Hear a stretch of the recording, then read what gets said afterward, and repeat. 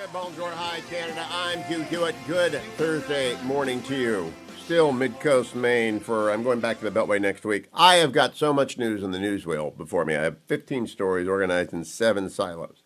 And I got cuts galore. My stack of stuff, to quote the immortal Rush, is quite simply overwhelming. I ought to be talking about just 2 stories. The International Atomic Energy Agency yesterday said they cannot assure, that's the UN watchdog for these matters, they cannot assure and guarantee the peaceful nature of Iran's nuclear program.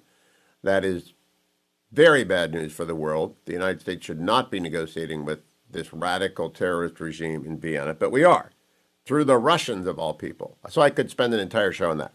I ought to be covering, and I will cover some, of Liz Truss' first day as Prime Minister. There is a wonderful colloquy between Prime Minister Liz Truss and former Prime Minister Theresa May about why women prime ministers are only Tories. Of course, they began with Maggie Thatcher. Let's just play that now. Cut number 1. Theresa May. Thank you, Mr. Speaker. May I congratulate my right honourable friend and welcome her to her position as the third female Prime Minister of the United Kingdom. Can I ask my right honourable friend, why does she think it is that all 3 female Prime Ministers have been Conservative?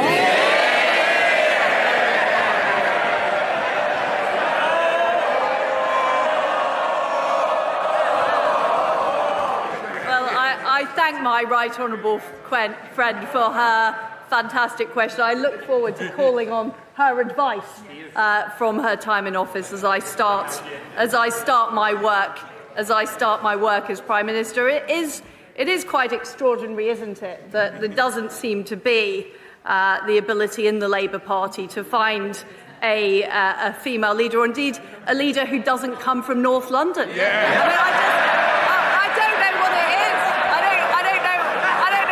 All right, let me break. That's just a killer dart to Keir Starmer. If you know anything about British politics, I should spend more time on that. And on the serious stuff, I'll come back to it.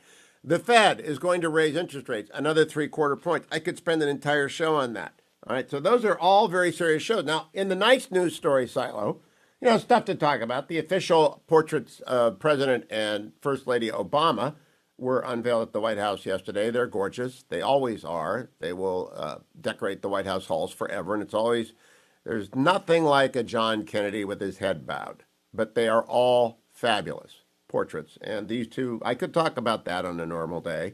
I'm very concerned about the subject matter of a Washington Post story. As sports betting goes mainstream, addiction experts are on high alert. Of course, sports betting being made legal is going to turn thousands of people with gambling problems into tens of thousands of people with even worse gambling problems, and probably more. I could spend a whole show on that.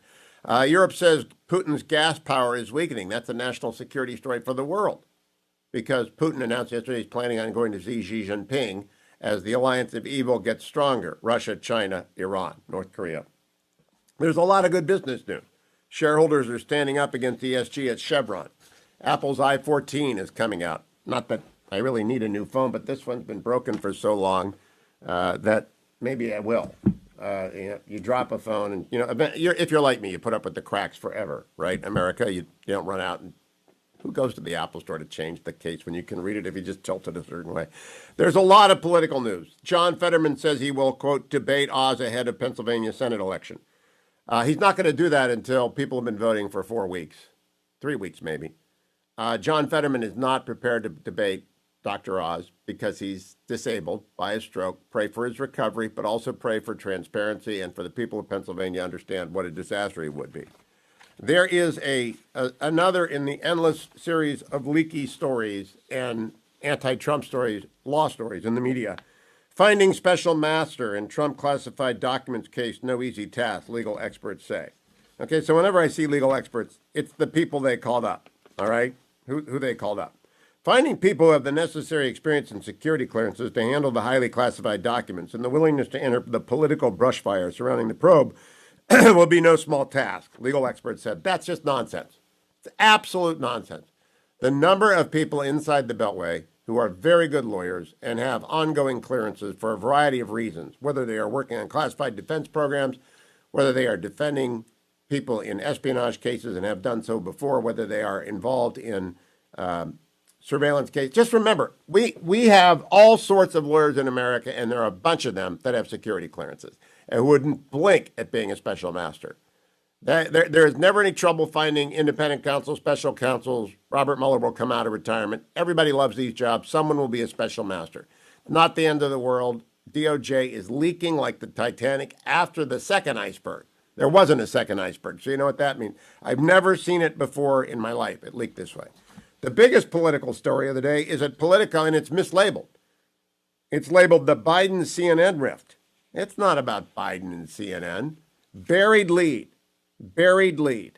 Because deep in the story, and you got to read deep in the story if you're going to read a Politico story because they're so left-wing, you find out that the White House is at odds with itself over the president's disastrous speech last week. You have to go way down to find out what the red-setting speech did. And what the red-setting speech did was turn the White House against itself. All right? So if you go over to my Twitter feed and I tweeted out the key line, and you won't find it in the story for a long, long time. The key line in the story is the one that reveals what is actually going on at the White House. It's divided. They are assigning blame over the disaster that was Joe Biden's speech. Fingers are being pointed. Add in blame for the semi-fascist and the student loan bailout, and it's ugly in the White House. Here's the quote. Even some White House staff acknowledge that they erred in certain components of Biden's speech. Two other people with knowledge of the mood inside the building said some staff were flabbergasted by the advance team's work. Well, the writing is, calling people fascist. So Fetterman isn't debating, and the media is not telling you why. The media has a line on the inside collapse of the White House. They're not covering that. And they're trying to pump up look, Politico, I got some friends there, but they're left-wing. And they're trying to pump a so-called CNN White House divide to get people, half dozen people who watch CNN to not watch it. The left is upset with CNN because they're becoming less lefty. Not really. They've let go 3 people, as far as I can tell, Jeff Toobin, Brian Stelter, and John Harwood. And they're all hard liberals, hard almost lefties. And they're good, fine personalities on TV. They do their jobs very well, but they're all lefties. And there's no, it's like, I'm a Republican. People know that. They're all Democrats. They won't admit it. But CNN is trying to clean up its act. So the White House is pushing back, trying to work the story. That's not the story. The story is that they're having to work the story over the disaster of the red setting speech. Then there is truly one of the most outrageous and tragic stories I've ever read. I think it's unprecedented. Las Vegas Review-Journal reporter Jeff German was murdered outside of his home last week. No one had any idea what this was. All right, my suspicions were always to go back to the talk show host in Denver who was murdered by a nut that he didn't know. So I was saying, okay, somebody is just a nut. It's an elected official, a fellow named Tellez. The arrest of Robert Tellez is once an enormous relief and an outrage for the Review-Journal newsroom. Tellez is in custody. A colleague appears to have been killed for reporting on an elected official, according to the executive editor of the paper, Glenn Cook. Journalists can't do the important work our communities require if they are afraid a presentation of facts could lead to violent retribution. We thank Las Vegas police for the urgency in recognizing the terrible significance of Jeff's killing. Now, hopefully, the Review-Journal, the German family, and Jeff's many friends can begin the process of mourning and honoring a great man and a brave reporter. I don't believe it. By the way, the reporter was 69 years old. The killer was a 45-year-old Democrat, and he's accused of various malfeasances. And I don't really care what they are. You don't kill a reporter because they're covering you with a bad story. My gosh, if that was the case, there'd be a trail of tears leading up to the Hugh Hewitt studios because lots of people are mean to me, and lots of people are mean to Joe Biden every day, and lots of people are mean to Donald Trump. In America, we do not kill journalists. That's a Putin move. And so it is both a national story, but it's so bizarre and outrageous. So I got so much to do. What am I going to do? I'm going to do the important stuff. I'm going to focus on Theresa May and Iran, because these are the stories that may absolutely impact your life for decades to come. Not Theresa May, I meant Liz Truss. How many times am I going to say Maggie Thatcher instead? That's what happens. When you have 3 Tory prime ministers and they're all conservative and the only women who've ever held the office, yeah, that's going to happen. I'll be right back on the Hugh Hewitt Show. Running for re-election, he joins me. Good morning, Senator Johnson. Welcome back. Good morning, Hugh. Hope you're doing well. I am. Karl Rove was my guest yesterday, and he characterized you as a happy warrior. And he implied that the race is going very well for you in Wisconsin against the very radical Mandela Barnes. Is Karl right? Well, listen, I generally try and be in a good mood. I understand what we're up against. And Hugh, you know what we're up against? We have a Democrat Party and radical left that only can conduct diversionary operations. They cannot talk about the results of their disastrous policies and their governance. They're not going to talk about 40-year high inflation. They can't address gasoline prices because they purposely drove them up. They can't talk about rising crime because their defund police movement and all their anti-law enforcement rhetoric is certainly fueling that crisis. They can't talk about the border because they opened it up, allowing a flood of illegal immigrants and deadly drugs. So all they have are diversions. So that's what President Biden's speech was about. That's what all the lies, distortions, the character assassinations against myself, the politics of personal destruction, that's all they have. I've got to believe the truth has its own power. I have to hope and pray that Wisconsinites just see through the lies, the distortions, the fact that my opponent is in hiding. And he's taking a page right out of Biden's playbook. Maybe not in the basement, but he will not talk to the press. He doesn't give interviews. He obviously is trying to make sure the Wisconsinites do not understand what a radical leftist he is.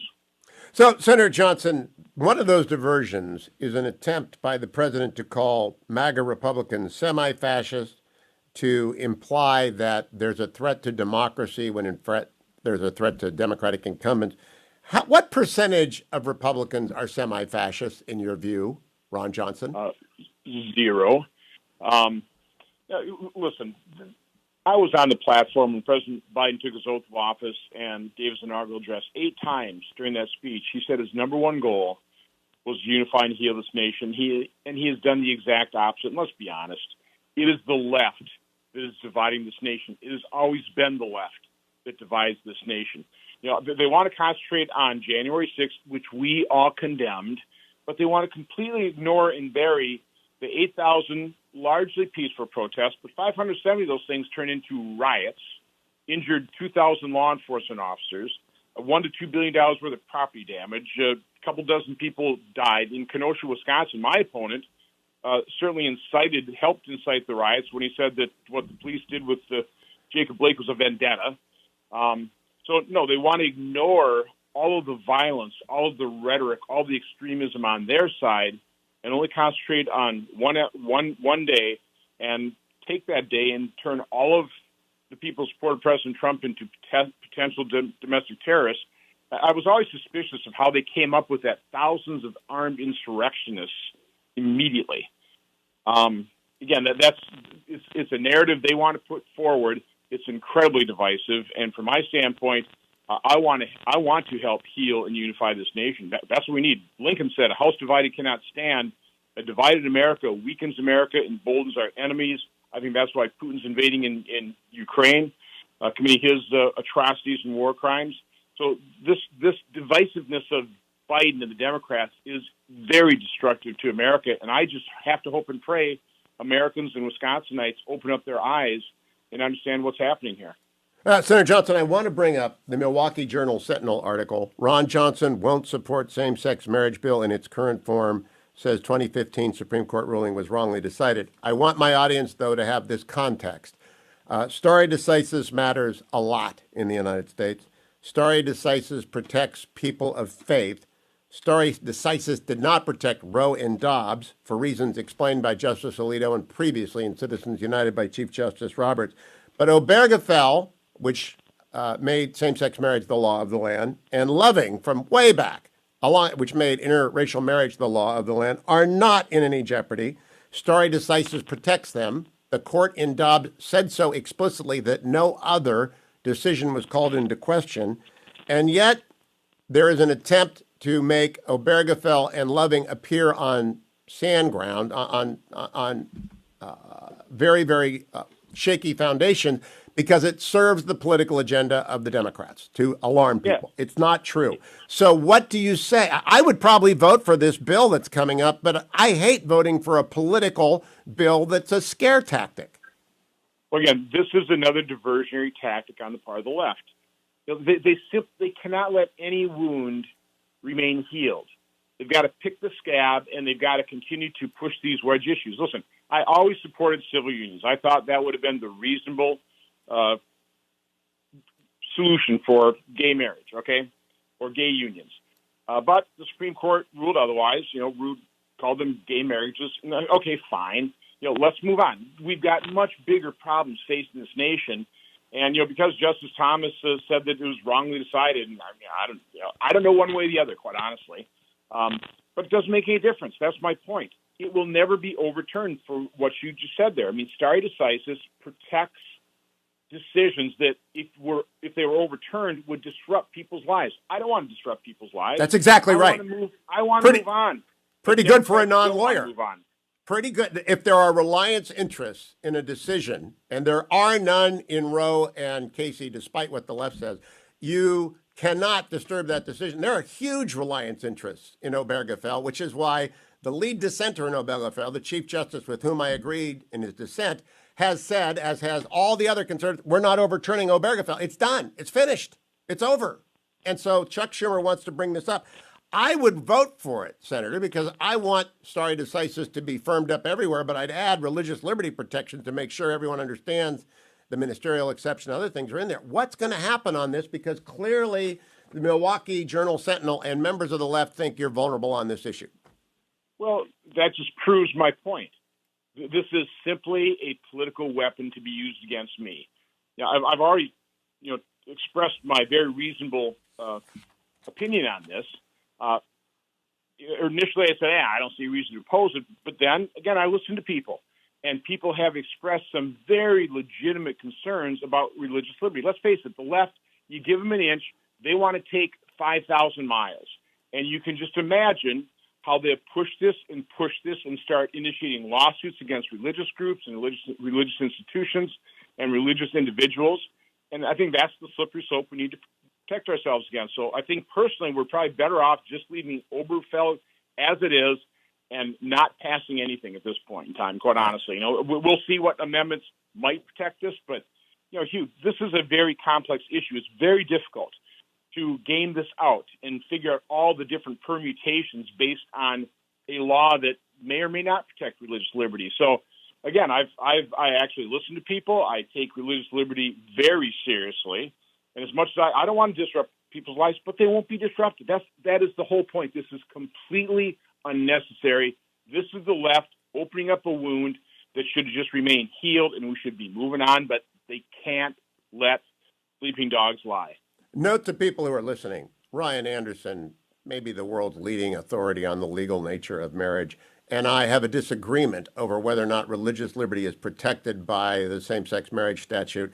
And so it's being discussed at very high level. It can't be rushed through the Senate. It just can't be. I probably would vote for it, but I loathe politicizing what isn't political. Senator Johnson, you were chair of Homeland Security. You did a very good job. You know about extremism in America. A story came out yesterday from an arm of the Anti-Defamation League telling us that there were 373 people named on Oath Keepers membership lists serving in law enforcement. There are 900,000 law enforcement officers in the United States. It said there are 86 active firefighters on this Oath Keepers list. There are 1,080,000 firefighters. How big of a problem? One extremist in a public agency is one too many, in my view, and cause for firing and separation. I'm sure you agree with that if they are pledged to the overthrow of the United States or any kind of violence. But how big of a problem is it really? Listen, it's hard to say. Again, it depends on the individual, how extreme that individual is. Whether that individual being signed up on that list really understands what the group may or may not stand for. So again, this is all about individual responsibility, individual rights, individuals' ability to associate with groups, freedom of speech. Listen, our Constitution protects an awful lot of behavior that maybe some of us don't particularly like or believe in, but it's protected nonetheless. And unless you act in, in illegal fashion, your rights are protected. Now, Senator, yesterday or this morning, the Post ran a story on Representative Jayapal being threatened by a man with a gun outside her house. Very compelling story. Earlier this week, a journalist in Las Vegas was murdered by an elected official who this journalist had exposed for malfeasance, and this guy, a 45-year-old elected official, shot and killed a journalist. These are very troubling times. There was an attempted assassination of a Supreme Court justice. Of course, you remember the attempt to kill half the Congress by a left-wing activist on the ball field. Americans really want to know. You were the chair of this committee. Should they go to bed at night worrying about this, or should they be focused on inflation, crime, the border, Iran becoming a nuclear superpower, Xi and Putin getting together? What matters most?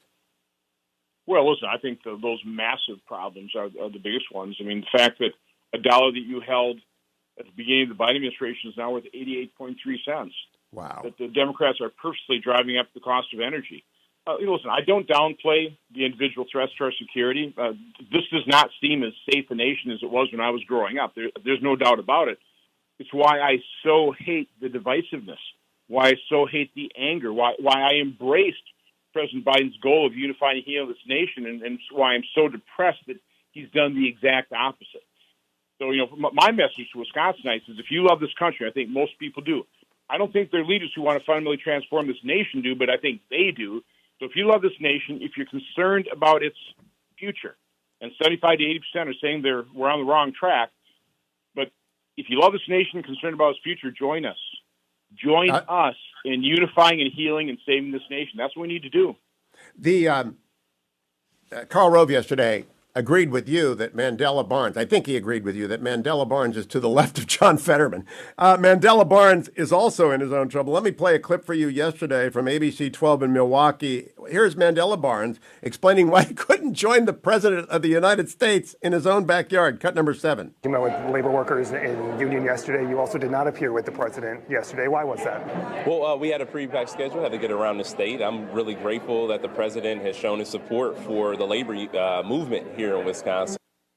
Okay, Ron Johnson, when you ditch the president is radioactive. What does that tell you about Mandela Barnes and Joe Biden?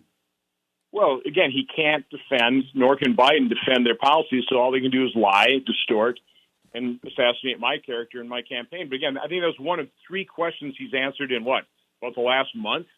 And it really wasn't that hard a question, was it? They're not asking him, do you think there should be any restrictions on abortion? Yes. They ought to be asking the hard question. What would you do to solve inflation? I mean, you've been for all this massive spending that caused inflation. You're supportive of the Green New Deal. I mean, that's what's driving purposefully up the cost of gas. Do you still support that? I mean, those are the questions they should be asking, but they don't have access to him because the guy is in hiding. I would love to ask him how many semi-fascists are in the Republican Party. You said 0%. I probably would say a statistically insignificant percentage because there's going to be some. But they won't even ask him the question, or will they ask him the question about that faceplant in Philly by Joe Biden, the red setting speech? What did you make of that speech, Senator Johnson? Oh, it was horrible. I've never seen a president give a more divisive speech. And Hugh, I was rounding up. Okay, I agree with you. It's an incontestable number. There are, of course, some. But I was rounding up, and it's basically 0. But no, that was the most divisive speech I've ever heard a U.S. president give. Again, but that's what they've been doing since the start of the Trump administration. They have been dividing this country. They've been dividing it for decades, but they've really put it into hyperdrive now because they want power. They crave power. I don't understand it, but that's what the left wants. They want power over your life. They want to control everything. Last question for you, Senator Johnson. In the week before the election of 2020, the ABC Washington Post poll said President Trump was losing to Joe Biden by 17 points in Wisconsin. Joe Biden won by 0.6%. Why does anyone believe anything about any poll in Wisconsin? Good or bad? Why? I mean, obviously, state cannot be polled.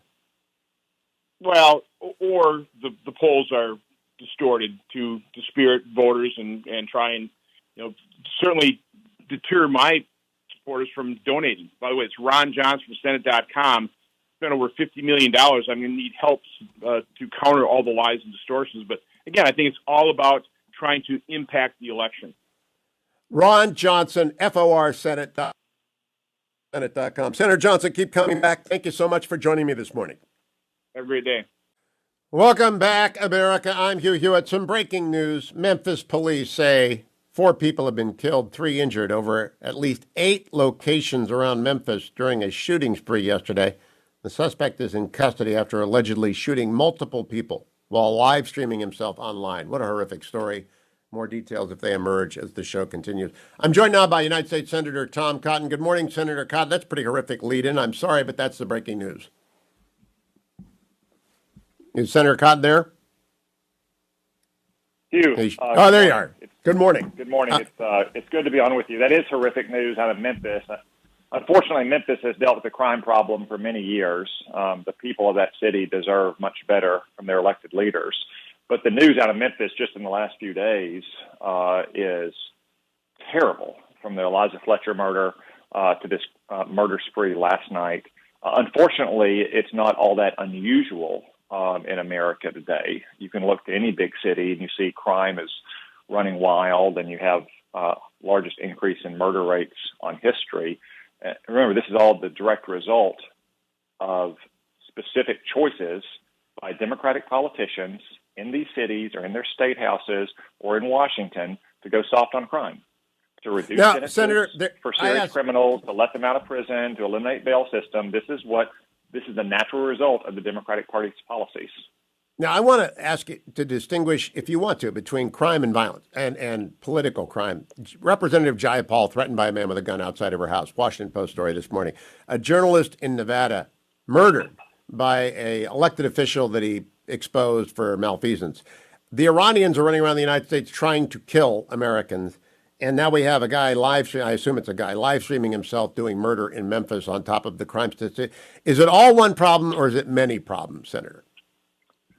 Well, it's many different problems. There are a lot of different sources for the crime, but the simplest way to combat all different types of crime is to be tough on crime, to fund the police, to give them the resources they need to arrest criminals, to keep them in jail when they're violent while they're pending trial, and to throw the book at them once they're convicted, to give them sentences that are certain and swift and long, and is going to deter criminals from taking those actions, or at least incapacitate them by keeping them off the streets. This is not a mystery. We've gone through periods like this before, and the people rise up and demand politicians, like, for instance, you got in New York City in the 1990s with Rudy Giuliani, will once again make it safe to walk down the streets with your wife or your children, which it no longer is in so many cities in America. But again, this is not an extreme view in the Democratic Party view. It's extreme to most Americans, but it's not extreme in the views of the Democratic Party. Mandela Barnes, the Democratic nominee for Senate in Wisconsin, proposed to eliminate the bail system so criminals could immediately get back on the streets after they were arrested and start committing more crimes, perhaps maybe intimidating the witnesses for their prior crimes. John Fetterman in Pennsylvania was asked, what's the one thing you do? If you could wave a magic wand, what would you do? It wasn't to stop the opioid epidemic that's ravaging Pennsylvania. It wasn't to bring down the price of groceries for folks in Allentown. It wasn't even to get the Steelers or the Eagles back to the Super Bowl. The one thing he would do, if John Fetterman could wave a magic wand, was to shorten sentences for murderers. And that's pretty stunning. Everywhere.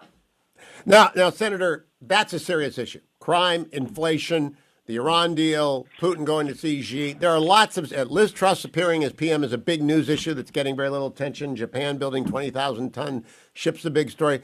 But I want to dial into the story Chuck Schumer wants to be the story. And it might be a strategic error on my part, but I want people to understand. I asked Ron Johnson about this. The Milwaukee Journal Sentinel headline today, Ron Johnson won't support same-sex marriage bill in its current form, says 2015 Supreme Court ruling was wrongly decided. Now, I would probably vote for this bill almost certainly if it wasn't election season, because I believe in stare decisis. I believe you can distinguish Roe and Casey, which need to be overturned, from Obergefell and Loving, which shouldn't be overturned. And I think religious liberty benefits from codifying those two bills. But there's an argument on the right about that, and it's very complicated. That's not what Chuck Schumer is bringing this bill up. Rob Portman and Susan Collins might have the best of intentions, and there might be a bipartisan group, but I'm deterred a little bit by Schumer exploiting a political season to, it's not an issue. There is no threat to Obergefell or loving. What do you think about this process, and what will you do on this bill? Well, no, there's no threat to it, Hugh, because on the one hand, the loving matter, that is a straightforward equal protection case. States cannot discriminate on the basis of race in any setting. And second, as the Supreme Court majority made clear in Dobbs, one of the key questions for whether to overturn a precedent is the degree of reliance interests. There's almost no reliance interest on Roe, or reliance interest at most for a few weeks at the beginning of pregnancy. But obviously now there's significant reliance interest, as the Supreme Court said, since states now recognize gay marriage, and there are many thousands of couples who have been married. But I would also say, Hugh, that the bill that came out of the House is not simply a gay marriage bill, it's a polygamous marriage bill. It's specifically drafted to force the federal government to acknowledge polygamous marriages if any state or any city wants to do so. And people may say that's far-fetched or it's unlikely. Those are probably the same people who were saying 10 years ago that we would never have mandatory drag queen story hour in public libraries and schools. And most fundamentally, Hugh, since when is it the business of the federal government to be involved in family law and domestic relations? You know, like I know, like anyone who's been through law school knows, that family law and domestic relations is the province of our state governments, within the constraints of things like the Equal Protection Clause and Supreme Court precedent. We should not go down the road of getting legislatively involved in family and domestic relations law in the Congress, because that'll end up in some very, very treacherous territory if the Democrats are ever in charge again. So Chuck Schumer is clearly trying to save a Democratic Party that has, they've done pratfall after pratfall. There was a faceplant in Philly. The student loan bailout is a nightmare. The semi-fascist thing just antagonized millions of Americans who are very ticked off about that. Inflation, crime, the border. So he's trying to create a new issue. Will you get 10 votes to go along with that ruse? I don't know, Hugh. You mentioned Rob Portman and Susan Collins, whom I respect immensely and I like a lot. I disagree with them on this one specific issue. I do know they're trying to address some concerns that Republicans have about the polygamous marriage issue, as well as religious freedom for faith-based organizations and churches and synagogues and so forth. I don't know what the state of those negotiations are, and I think that'll influence whether or not Chuck Schumer can bring a bill like this to the floor and get 10 votes. All right, let me switch, because the other breaking news at this hour is that doctors have been summoned to Balmoral Castle. There are early reports they're deeply concerned about the health of the Queen, who just this week welcomed her 15th Prime Minister, Liz Truss. And I can't speculate about what's going on with the Queen. We pray for her health, of course. She's a great lady. But I can talk a little bit about Liz Truss. And the world isn't. But she looks to me and sounds to me like each British Prime Minister of the last four has been more conservative, from David Cameron to Theresa May to Boris Johnson to Liz Truss. She might be the real deal, Senator Cotton. What do you think from afar? Well, first off, what can you say about Queen Elizabeth but that she's one of the greats of all time? I mean, this woman has served, since the times of Churchill, and now it's 2022. She's seen her nation through many, many challenges, and we wish her all the best, and we pray deeply for her full health and long life. We also wish Liz Truss all the best and pray for her success. America is stronger when our friends in Great Britain are safe and free and prosperous. She has a lot of challenges. They've got record inflation there as well. Their energy situation is even worse than ours. They're still dealing with a bunch of nosy, bossy bureaucrats from Brussels trying to unwind Brexit. We hope that they can conquer all those problems, because America is always stronger when Great Britain is a free, safe, prosperous partner. Now, last is the IAEA, which has announced basically they can't guarantee that Iran's not looking for a nuclear weapon, which is not news to any Israeli or any serious American. But we continue to negotiate with them, Senator Cotton. I was told yesterday that Team Biden is attempting to control future Congresses doing away with this by creating triggers on us if we breach it's the most unconstitutional thing. Have you been read on this? No, not only have I not. I don't think any Democrats have either. Look, they can do whatever they want in terms of trying to create these mechanisms that the Ayatollahs are demanding. The bottom line is a future president can walk away from this deal just like Donald Trump did, although he should have a little bit earlier. And maybe we were brought the Ayatollahs to their knees by the end of 2020. But no president through his own unilateral action and can tie the hands of a future Congress or give assurances to foreign countries that a subsequent president won't take action, or immunize companies that want to rush in and do business with the Ayatollahs. So this is all largely just spin and PR to try to convince the Ayatollahs to go in this deal. At a time, to get back to where we started, Hugh, they are trying to assassinate Americans on American soil. And they almost did with Salman Rushdie. Think about that. Yeah. Joe Okay, Biden last has question. Asked the Ayatollahs, we quit assassinating Americans so we can have this deal. And their response is, no, can't do it for you, sorry.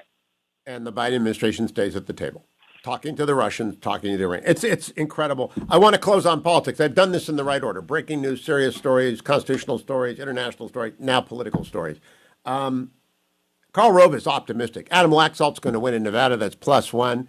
I think JD's going to hold Ohio very easily. I think Herschel's going to win. I'm not sure about Arizona. It's going to be close. I don't think Ron Johnson's in any trouble, though the poll says he is. And I think Dr. Oz is coming back. But you're out there campaigning for these people. What do you think? No, I'm very optimistic as well, Hugh. We need a lot of help. We need your listeners to get online today and give a little bit of money to people like Ron Johnson and Mehmet Oz and Herschel Walker and J.D. Vance and Tiffany Smiley. The Democrats are massively outspending the Republicans, but that's typical. We got massively outspent in 2020, yet we still pulled out so many tough races like Joni Ernst in Iowa or Steve Daines in Montana, because the American people are sick and tired of having to make a choice between filling up their tank all the way or paying for their groceries, of not being able to take their kids to a park because of homeless and drug addicts in the park, of looking at our border and seeing that thousands of people are crossing every single day with no consequences. Joe Biden can give as many deranged speeches in front of bad lighting as he wants to try to attack Republicans as a threat to democracy. The best response to that is to elect more Republicans. So we can take control in Washington and put the brakes on the Biden agenda and begin to demand some accountability. Senator Tom Cotton, always great to talk to you. Thank you, Senator Congressman from Arizona. Come January of next year. It's got the easiest website in the world to remember, Eli for Arizona.com, ELI for Arizona.com. Welcome, Eli. Good to talk to you again. Hey, thank you, Mr. Hewitt. I appreciate it. You know, all you SEALs always call me Mr. Hewitt. It makes me feel so doggone old. And my nephew, who's a SEAL, doesn't call me Mr. Hewitt, so I hope you'd stop that. I'm a Navy family. Just call me Hugh. Eli, tell us about Arizona's second. Would you? I want to know where we're talking to, because I'm on in Prescott, Phoenix, and Tucson. I want to know where the second is. Yeah, thanks, Hugh. It's the largest geographical district in Arizona. It's very rural. It's got Flagstaff, Sedona, Prescott, all the way up to the Grand Canyon, all the way over to the Four Corners. Got Pine Top, Show Low, comes all the way down south to Phoenix as well. You've got Florence in it in Pinal County. So it's larger than the state of Georgia. We have a lot of really hardworking Arizonans that live there, ranchers, farmers, etc., and they're pretty concerned about the direction this country's headed in.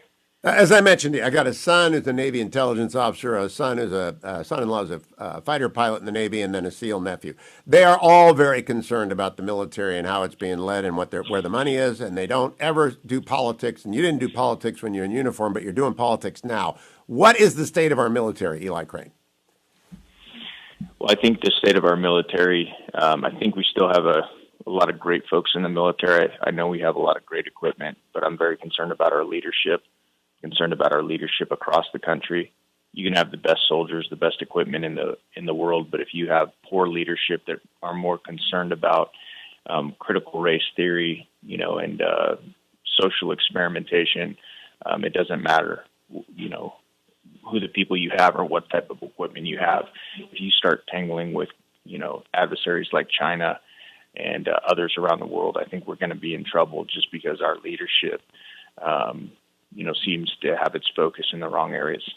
So, Eli, you were a successful businessman after you got out of the SEALs. Why leave that and go to Congress? Because it's a big life change and you've earned your rest and you've got a great business. Hugh, if I had to boil it down into one word, that word would be concern. I'm very concerned about where I see things headed. I'm concerned that my two children are not going to grow up with the same amounts of freedom and opportunity that you and I have.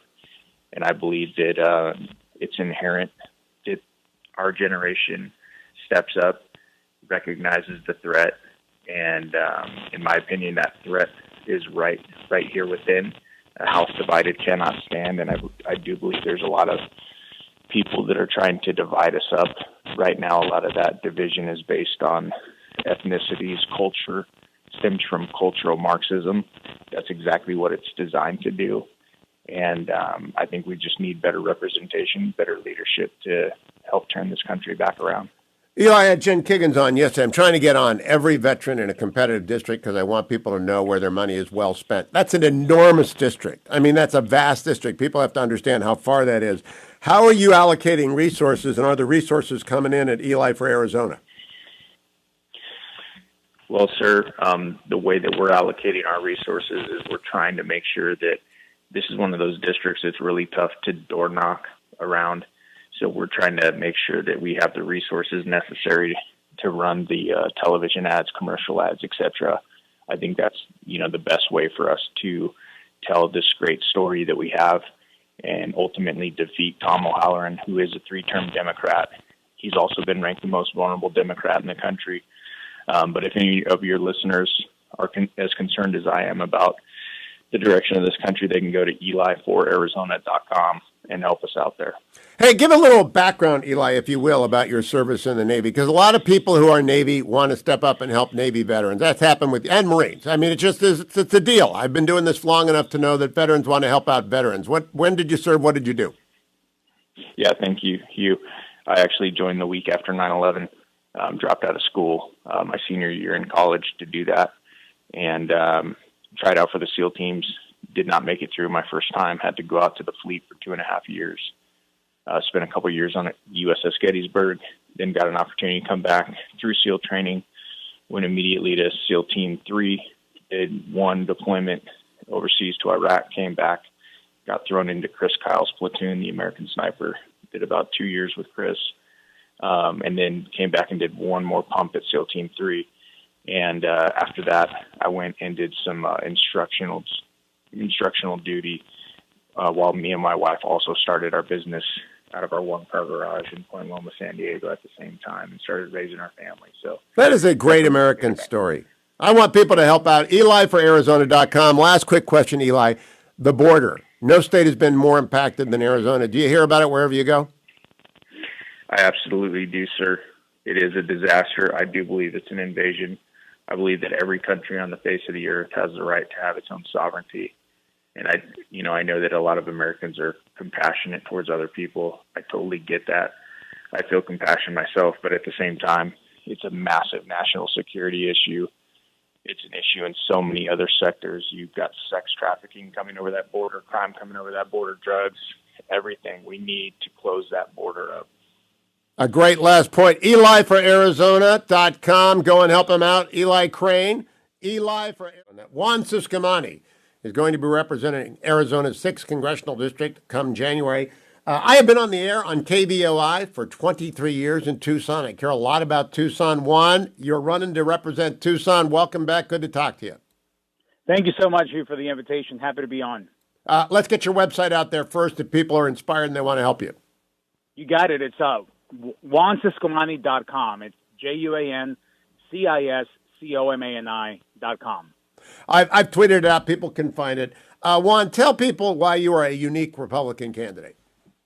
Well, thank you. Thank you so much. I grew up here in Tucson. Now, I wasn't born in Tucson, and I think that's one of the things that makes our candidacy unique and the perspective that I have on the issues. I was actually born in Mexico and came over with my family when I was a young boy. My parents brought us here to Tucson, and this is where I grew up. Went up the public school system, then the community college, and then the University of Arizona, the U of A. So I'm a Wildcat. And my dad has been driving a bus since I can remember, first for the school district and now for the city of Tucson. And I learned from him the value of hard work and earning it. And as he told me, the best way to describe it is right before I launched the campaign, he said, Juan, where else could we have our story? We come to the country, we immerse in the culture, we learn English. He said, we become U.S. citizens. I drive a bus my whole life, he said, and my son has a shot at becoming a member of the United States Congress. So where else in the world could this be? And the answer is nowhere else. I feel like I'm living the American dream, but I also feel like I'm earning the American dream every day by working for it. Now I have 6 kids. married to Laura, my wife, who's also a first-generation American, born in California, and the first woman in her family to attend college, and she went in the full academic right to Stanford. So we're both living the American dream, and in a way that is unique, and that helps our perspective of why we're doing what we do. Boy, that threatens Democrats, Juan Ciscomani, because they can't have you win. It's just not acceptable. So they've nominated a sort of standard issue lefty, a law school dean. I mean, it's like almost a cartoon. When they need someone, they go to the local law school and they find a bureaucrat and they bring her out. And she's a state senator as well, but she's way to the left, isn't she? Yeah, she is. She's way to the left, and obviously it's a clear distinction of where we stand, not only on our background, but on the issues today and where she stands. And we continue to fight. We continue to go after voters. This is a district that is right about a third independent. So Republicans do edge Democrats in this district in R+2. But really, who's going to determine this is going to be the independents. And it's going after them and sticking to the issues. That's what helped us win a primary, a 5-way primary that we won decisively. And we're sticking to the same strategy as the general. It's about the issues. It's about the economy. It's about protecting the border. It's about the issues that are impacting people in everyday lives. Is the U of A your alma mater in the district one? It's not. No, Okay. It's carved out. All right. So let's talk a little bit about money, because Democrats are pouring millions of dollars into your opponent's campaign. How are you doing at JuanCiscomani.com? We're doing well. We've broken records here in Tucson in fundraising, especially around the primary.